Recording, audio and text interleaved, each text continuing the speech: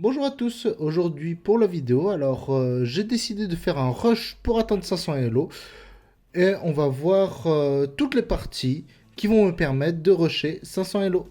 Alors pour cette première partie on affronte un adversaire qui est 369 Elo et donc on voit qu'il fait une ouverture, bon, on va dire classique mais pas tant que ça puisqu'il prend mon cavalier en F6 alors que ce n'est pas l'ouverture normalement et normalement il faut pousser le pion E4. Donc là, on voit que je contrôle quand même assez le centre, ce qui me permet de développer mes pièces et d'essayer de lui mettre la pression.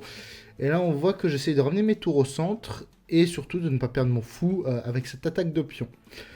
Et donc, ce qui va se passer, c'est que on va essayer de contrôler le centre, de pouvoir pousser les pions, de pouvoir l'attaquer, puisque là, pour le moment, sa structure est faible et surtout son pion F2.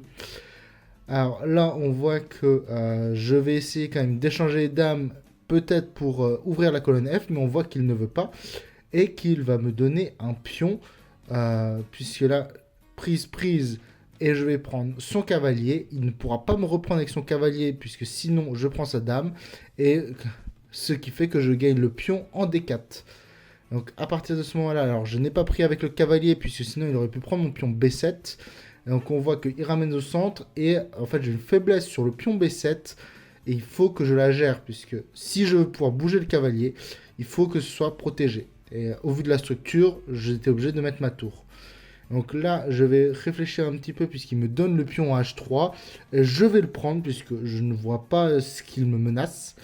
Et en fait, lui non plus n'avait pas vu que je pouvais prendre le pion. C'est pour ça qu'il réfléchit.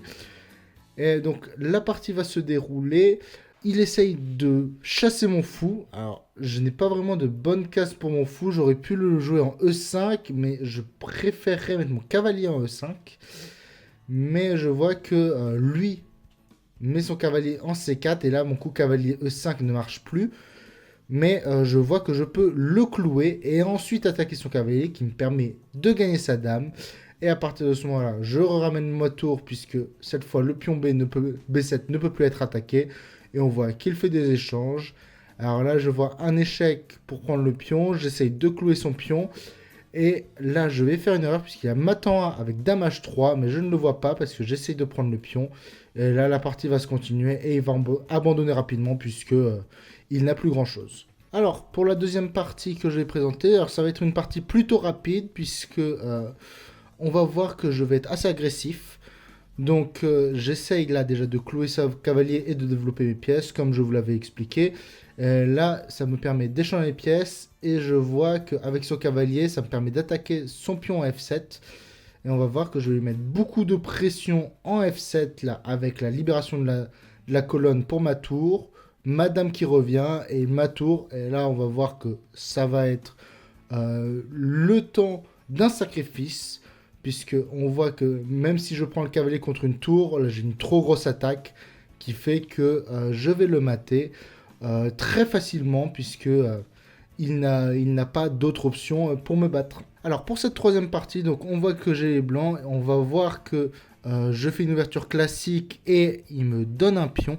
Alors il va y avoir dans cette session 7 ou 8 parties puisque j'ai vraiment rushé les 500, donc je vais un petit peu moins expliquer les thèmes tactiques. Je vais plus prendre mon temps lorsque on arrivera sur des matchs contre des 1100, 1200 où on va pouvoir commencer à parler tactique et stratégie.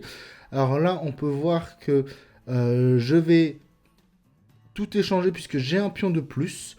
Donc je vais vraiment échanger un maximum puisque lorsque l'on a un pion de plus, le mieux c'est l'échange. Donc là, on va voir que je vais essayer de lui tendre un petit piège en essayant de gagner une pièce. Son cavalier en F6, non. Il va le voir puisque c'est quand même assez visible. Et j'ai fait une petite erreur parce que je pensais pouvoir retourner en D7, mais je ne pouvais pas à cause de son fou. Et là, il va faire une erreur en me donnant sa pièce, ce qui va conduire à une pièce en plus et une pièce en moins pour lui. Donc je vais consolider juste ma position. Et à partir de ce moment-là, il n'a plus de case pour son fou. Donc il va me faire encore gagner un pion et il va encore faire une erreur en me donnant sa tour. Et là, la partie donc va se continuer. Donc je vais ramasser tranquillement les pions. Je vais garder ma tour sur la 7ème rangée pour que son roi n'ait plus aucune activité. Et donc à partir de ce moment-là, je vais pouvoir me régaler sur la 7ème colonne et essayer de le mater avec mon cavalier mon fou et ma tour. Et donc pour cela, je pousse le pion. Puisque avec son roi, il ne pourra jamais atteindre la case C8 ni D8. Et en fait, je vais pousser mon pion jusqu'à ce que je gagne en faisant une promotion ou en prenant son fou. Et donc on va voir que la partie ne va plus durer très longtemps et qu'il va finir par se faire mater. Alors pour cette quatrième partie, donc l'adversaire va faire une partie du centre, donc il y a plusieurs coups, il aurait même pu faire C3 dans l'ouverture, non, on verra cela plus tard, mais c'est une ouverture qui se joue. Alors cette partie va être quand même assez rapide, non pas puisque je vais gagner rapidement, mais puisque l'adversaire, vous allez le voir, va être soit déconnecté, soit ne va jouer très lentement ou trop réfléchir. Et on va voir que je vais déplacer mes pièces pour me développer. Et ça va faire que je vais créer des faiblesses. Et je vais même trouver une petite tactique que je trouve intéressante, qui va consister à prendre le pion H3. Et comme il me reprend, ça me libère mon cavalier pour faire une fourchette à sa dame. Et à ce moment-là, on va voir qu'il va arrêter de jouer. Et je vais pouvoir gagner par abandon. Alors, cette cinquième partie, donc cette fois j'ai les blancs. Je vais jouer mon ouverture classique qui est l'ouverture italienne, si je me souviens bien. Et je vais développer mes pièces tranquillement, lui aussi. Et je vais même essayer de prendre le centre. Alors, je sais que certaines personnes n'aiment pas. Mais moi, j'aime bien me retrouver avec le pion en D5 et le protéger avec C4. Alors là, il ne me prend pas et il fait même le grand rock qui fait que, avant de rocker, vu que je ne suis pas vraiment attaqué, je vais l'attaquer sur son aile et essayer de lui créer des faiblesses. Donc on voit qu'il a quand même eu du répondant et j'ai pu lui créer des pions doublés et un pion isolé. Et là, il va faire une erreur qui me donne son pion et il va même faire une deuxième erreur qui me permet de faire une fourchette. Et donc à partir de ce moment-là, je vais prendre sa tour sur le côté pour pas qu'il défende en D3. Et on va voir que je vais jouer petit à petit jusqu'à échanger nos fous pour qu'il ne me reste qu'une seule qualité de plus et qu'elle ne puisse plus vraiment faire grand chose. Donc à partir de ce moment-là, il réfléchit, mais il est obligé d'échanger ses fous, sinon son pion G7 était compliqué à défendre pour lui. Et donc là, je vais juste pousser mes pions pour échanger le maximum de pions et me créer un pion passé puisque j'étais en supériorité au niveau des pions. Et là, on va voir que je bloque son roi sur la colonne E avec ma tour. Et je vais amener mon roi pour essayer. Et il va se tromper et me donner sa pièce avec une fourchette et abandonner. Alors, pour cette sixième partie, on va faire une ouverture que je connais bien, qui s'appelle l'ouverture espagnole. Il va même faire l'ouverture espagnole de prise. Donc, normalement, on peut mettre son fou en A4, mais il a décidé de prendre le cavalier. Et donc, à partir de ce moment-là, il peut gagner un pion, mais je le récupère juste derrière et je le déroque même. Donc, c'est pour ça que je ne suis pas... J'aime bien quand les adversaires me le font, mais je ne suis pas fan de le faire lorsque je suis les blancs. Donc là, on voit que je réussis à isoler deux colonnes de pions. Et ça fait qu'il a un pion isolé et des pions doublés isolés qui permet d'avoir un certain contrôle sur la structure de pion, puisqu'il faut toujours penser à avoir une structure de pion convenable. Et donc là, on va voir que je vais faire une erreur, puisque je prends le pion directement alors que j'aurais pu prendre complètement son cavalier, mais ça me fait quand même gagner des pions. Et à partir de ce moment-là, je vais jouer assez tranquillement, en essayant de ne pas me faire submerger au centre avec ces pions D et C. Et donc, essayer de passer mes pions en H et en G en pion passé. Et donc, on voit que je commence à les pousser et qu'il fait encore une erreur en me donnant le pion puisque mon cavalier défendait.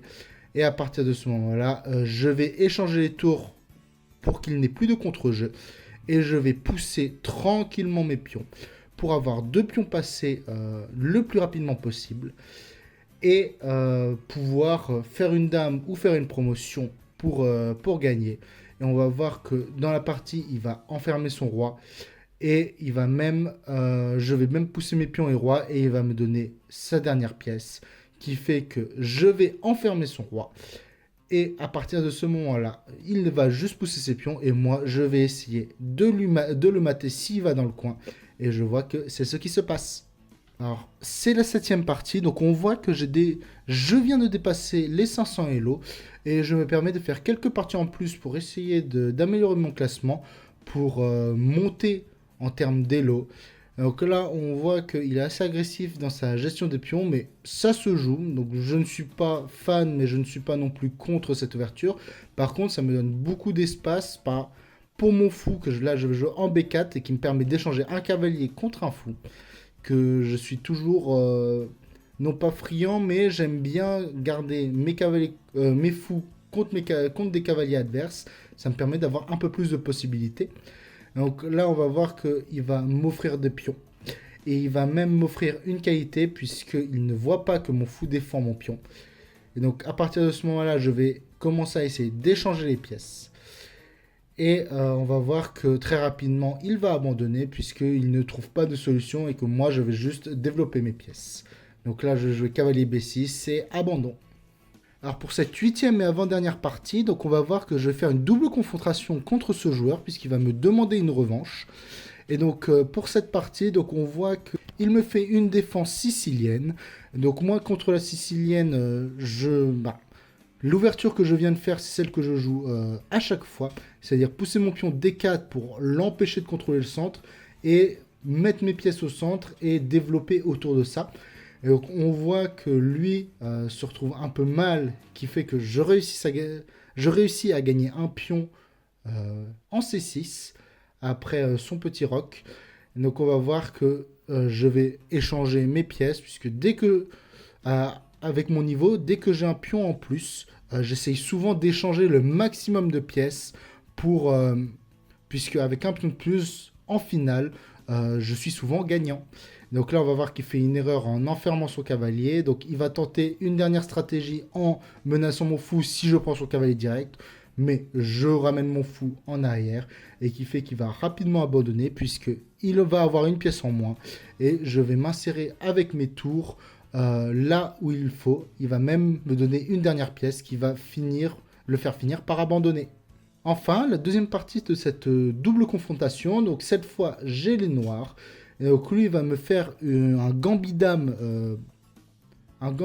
bizarre puisqu'il ne joue pas le pion C4 directement, et on va même voir qu'il me prend au centre pour essayer de contrôler le centre. Et moi, alors je vais laisser mon fou au centre puisqu'il n'a pas de moyen de l'attaquer avec un pion, donc mon fou reste quand même fort, mais c'est un point qu'il faut quand même que je ne néglige pas puisque si il fait son tour E1, il peut menacer mon fou avec un coup de E4 qui fait que je pourrais potentiellement perdre le fou. Et donc moi, j'ai mes deux fous qui attaquent vers son roc. Et donc je vais essayer d'exploiter cette faille en essayant de gagner de façon à le mater. Et donc là, on va voir que je pousse mon pion, je mets mon fou en E4 pour éviter les pousse de pion E4. Et là, je vais même mettre ma dame en H6 avec idée de prendre et ensuite de faire échec avec H2. Et donc là, il contre la colonne de mon fou avec son cavalier en E5. Mais je vais lui tendre un piège en jouant cavalier D7, en lui donnant un cavalier. Il va le prendre, qui va me permettre d'entrer dans son roc et même de lui faire 2 échecs jusqu'à prendre sa dame. Et à partir de ce moment-là, on va voir qu'il fait une autre erreur en prenant mon fou. Et donc je m'échappe avec ma tour et son cavalier est complètement bloqué et il va donc abandonner puisque je vais avoir une dame en plus avec une tour en plus et un cavalier en plus. Alors merci d'avoir regardé cette vidéo. Alors n'hésitez pas à me demander, puisque je suis vite allé sur les parties, s'il y a des positions qui vous intéressent, je vous répondrai en commentaire. Vous pouvez me demander par rapport à ce que j'ai joué, par rapport à ce que les adversaires ont joué. Je me ferai un plaisir de vous répondre. Et je vous dis à la prochaine. Au revoir.